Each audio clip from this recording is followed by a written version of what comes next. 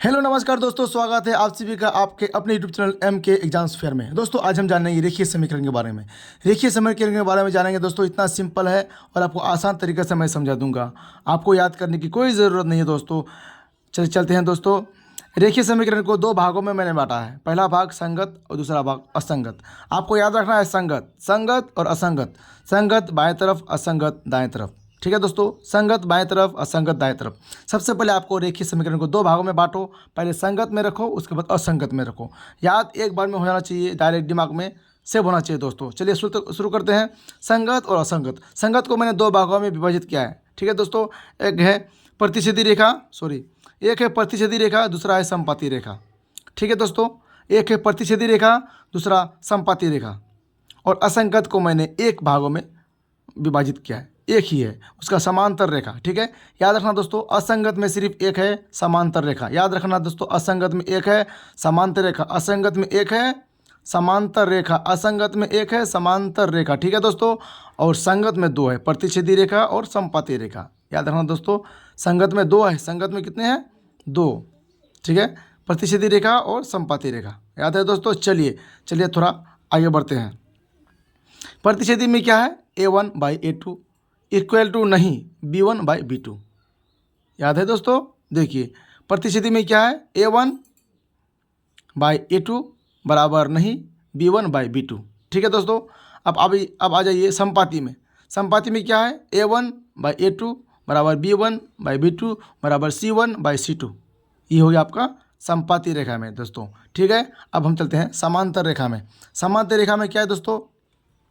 A1/A2 बराबर B1/B2 बराबर नहीं C1/C2। ठीक है दोस्तों, कितना सिंपल है। आप लोग ये वीडियो 2-3 बार देख लीजिए, आराम से आप समझ जाएंगे और आपको याद करने की कोई ज़रूरत नहीं है दोस्तों। चलिए तो आगे बढ़ते हैं दोस्तों। प्रतिच्छेदी हो गया, संपाती हो गया और समांतर हो गया। ये जो है आपको चार्ट जो टेबल दिख रहा है, इसी टेबल से आपको हम मैथ सॉल्व कराएंगे। इतना सिंपल लगेगा आपको। चलिए दोस्तों आगे बढ़ते हैं। अद्वितीय हल, अनंत हल और कोई हल नहीं। देखिए दोस्तों, मैंने यहाँ क्या देखा? असंगत। असंगत में क्या देखे? समांतर रेखा। असंगत में देखिए समांतर रेखा। उसके बाद A1/A2 बराबर B1/B2। ठीक है दोस्तों, मैंने और इसका क्या होगा? कोई हल नहीं।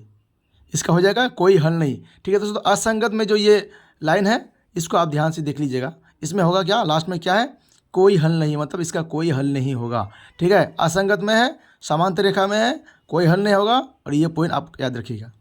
ठीक है दोस्तों, चलिए अब चलते हैं संगत में। संगत में अद्वितीय हल और अनंत हल। क्या है? अद्वितीय हल और अनंत हल। देखिए आप देखिए अनंत हल को। अनंत हल में क्या है दोस्तों? संपाती रेखा जब भी कहेगा वो अनंत हल होगा। संपाती रेखा जब भी होगा वो अनंत हल होगा। यानी यहाँ भी बराबर और यहाँ भी बराबर। A1/A2 बराबर B1/B2 बराबर C1/C2। यानी यह भी बराबर, यहाँ भी बराबर। इसका मतलब ये इन्फिनिटिव सॉल्यूशन, इसका अनंत हल है। ठीक है दोस्तों, इसका कितना हल है? अनंत। ठीक है, आपको ये और ये याद हो गया होगा। ठीक है दोस्तों, अब बच गया प्रतिच्छेदी रेखा में। प्रतिच्छेदी जब भी कहे तो आपको जानना पड़ेगा कि बराबर नहीं, यानी A1/A2 बराबर नहीं B1/B2 बराबर नहीं। ठीक है दोस्तों, यह है अद्वितीय हल। हम याद कैसे रखेंगे? इसको याद कैसे रखेंगे दोस्तों? अद्वितीय हल यानी ये चार्ट का पहला शुरू में, ये पूरा चार्ट जो है इसका शुरू में अद्वितीय हल होगा। क्या होगा?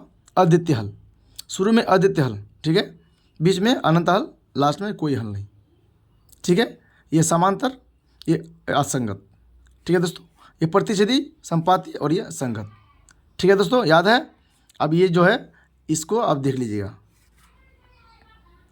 ठीक है दोस्तों, तो आशा करता हूँ आप लोगों को वीडियो अच्छा लगा होगा। वीडियो अच्छा लगा तो लाइक करें, शेयर करें, कमेंट करें दोस्तों। फिर मैं ऐसा ही वीडियो आपको अच्छा इस वीडियो चैनल में प्रोवाइड कराऊंगा। तब तक के लिए दोस्तों टेक केयर।